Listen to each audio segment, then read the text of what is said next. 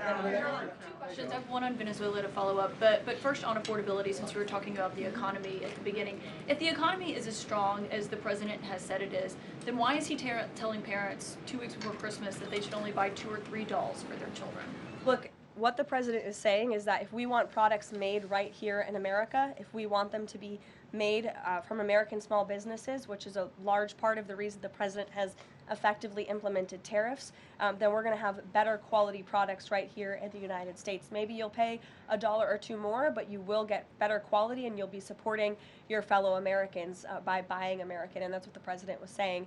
Again, with respect to affordability, every economic metric, Kaitlan, and I wish you would report more on it, does in fact show that the economy is getting better and brighter than where it was under the previous administration. I will repeat, inflation as measured by the overall CPI has slowed to an average 2.5% pace. Real wages are increasing, roughly $1,200 for the average worker. Gas prices are down in almost every single state across the country. Again, in 22 states, it's below $2.75. You look at the tax cuts, those are going to go into effect next year. So the best is yet to come.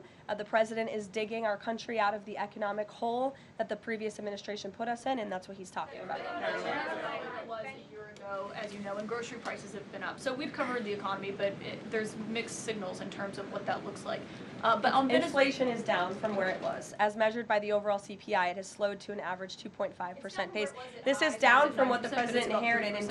The president inherited 2.9% in January. Today it's at about 2.5%. So we're trending in the right direction with more to come. And I would remind you, when President Trump left office in his first term, inflation was 1.7%.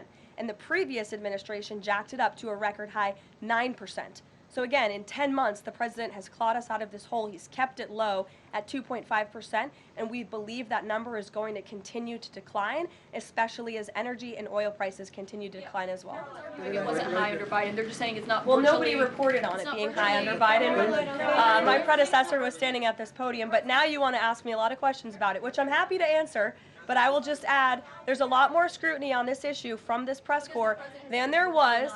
Well, and the previous administration said that too. My predecessor stood up at this podium and she said inflation doesn't exist. She said the border was secure, and people like you just took her at her word, and those were two utter lies. Everything I'm telling you is the truth, backed by real factual data, and you just don't want to report on it because you want to push untrue narratives about the president. Go ahead. I'm not going to take your follow-up. Go ahead.